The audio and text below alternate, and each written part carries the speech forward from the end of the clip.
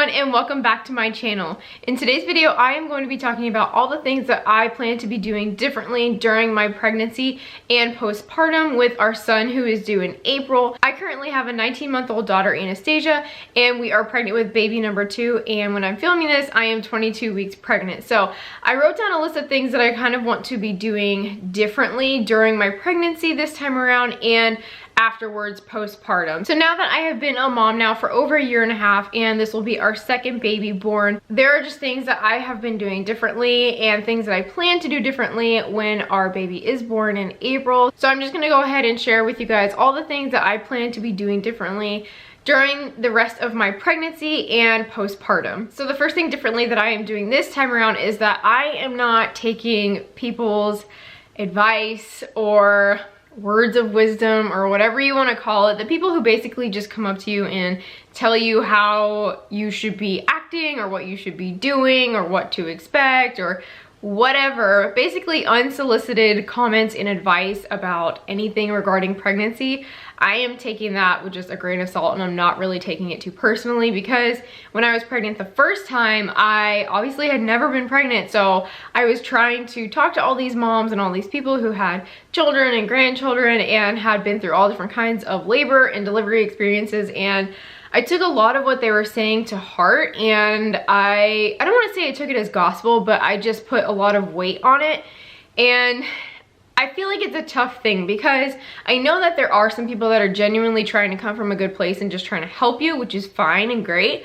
But the thing about having a baby and motherhood is that every single person's experience is different, and every single baby is different. You could have been pregnant before and things went a certain way, and then with your next child things can be totally opposite, and that's just part of motherhood. You kind of just have to adapt to your baby and your pregnancy and your family dynamics and everything like that. So with that being said, I'm not taking everything people tell me to heart or really putting any weight on it, because they don't live in my shoes and they don't know my situation. So this is disregarding the people that, you know, I personally go to and ask for advice or suggestions or whatever. This is just aimed towards the people who just want to basically just tell you what you should be doing and just talk about their own experience without really helping you. So that's the first thing I've been doing differently this time around. The next thing is that I am 100% going to be making make-ahead freezer meals, because I've seen people talk about this and share things about this when they are pregnant, where they basically just bake a whole bunch of meals and they freeze them for afterwards. That way you can just pop the meals in the oven once you are home from the hospital and you have the baby, and it's supposed to make life a little bit easier when it comes to making dinner, especially if you have like a whole family, like you already have other children and you have a spouse and you're also taking care of yourself and your baby and all of that. So it's supposed to help with that. But when I saw people doing this, I really felt like it was something that was kind of just extra and unnecessary. I honestly just thought it was kind of a nesting thing and not an absolute necessity. So I never did that with my first baby.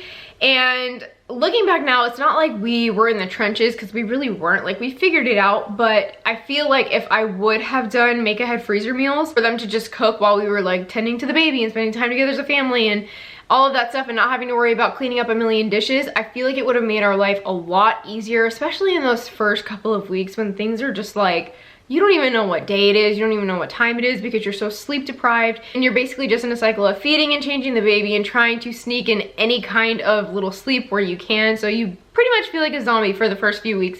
So I'm definitely going to be doing that this time around, and I've already been testing out like meals that I've seen on Pinterest that I think sound good and are healthy and taste delicious. And I've definitely found probably, I want to say 3 or 4 meals, like healthier, protein-packed, delicious like casseroles. And they're so good. Even Johnny likes them. So there's a good handful of some that I have already in mind that I'll be making, and they're on my Pinterest, which if you guys are interested in following me on Pinterest, it's just my name, Ciera Sideri. You can always follow me on there. I pin all kinds of things like that. So I'll be making those, and then on top of that, I will also be making a video showing you guys exactly what meals I'll be making. So if you're interested in that, be on the lookout for that when it gets closer to when I will be delivering, which is in April.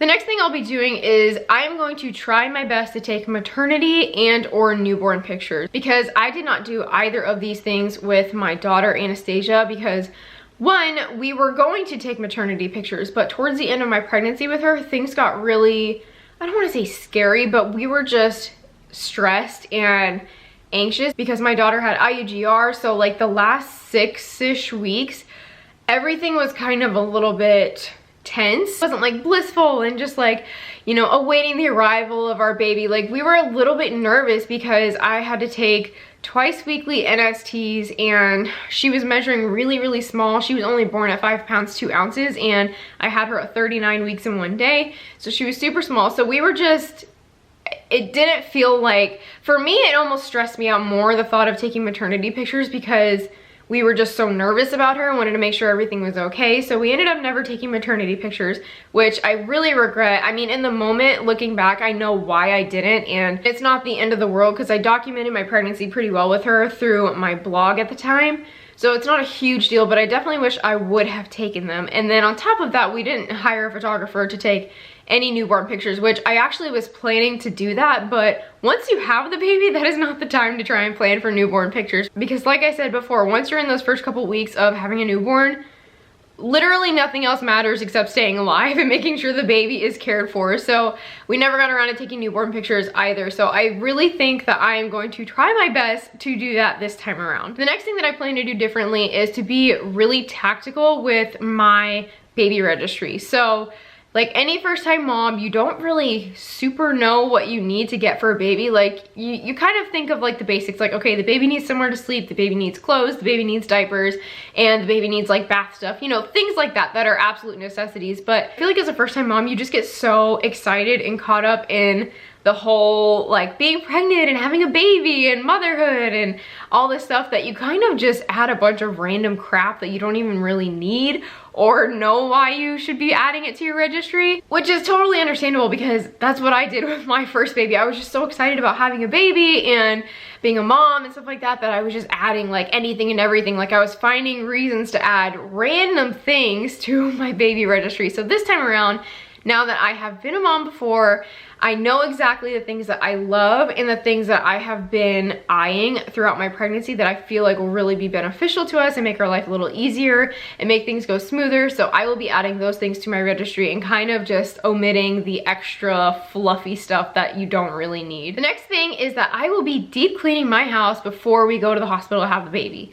Because I cleaned my house last time before we went, but it wasn't like, I didn't deep clean anything. Like I basically just like vacuumed and put some laundry away and stuff like that, just nesting things. But especially because it's gonna be in the springtime, like I want to do a legit deep spring cleaning. Like I want to vacuum, I want to try and shampoo the carpets if I can, mop the floors, just scrub everything and disinfect everything, because for me personally, when I go away for a certain amount of time and I come back and my house is a disaster, it stresses me out so much. I can't stand that. I hate living in a mess. I hate living in clutter.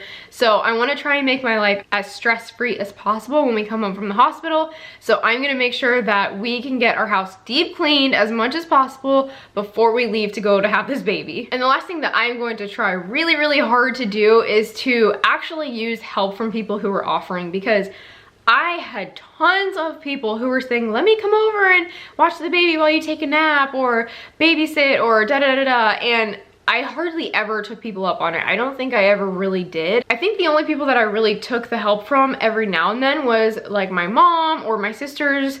And I remember in the very beginning with Anastasia, like the first couple months, my mom would come over on like a Thursday so I could go grocery shopping in the morning, and then I would take a nap in the afternoon and she would watch Anastasia. And that was such a ginormous help in the beginning when I was first like trying to figure out motherhood, and I was still getting up all hours of the night to breastfeed Anastasia and everything like that. So it really did help to have that person there like every once in a while so I could get some sleep and feel like a normal functioning human for a little bit. So I really want to try and take people up on these offers if they offer to help at all, because it really does make your life easier. If you just accept the help and like put your pride aside and not think to yourself that you have to be doing everything or you're failing, like, because it's just not true. It really can make your life as a new mom so much more relaxed and less stressful, and just really able to enjoy your time with your newborn more. At least that's what I've heard from people who accept the help a lot. So I really want to try and do that this time around, because I just feel like, especially now that I have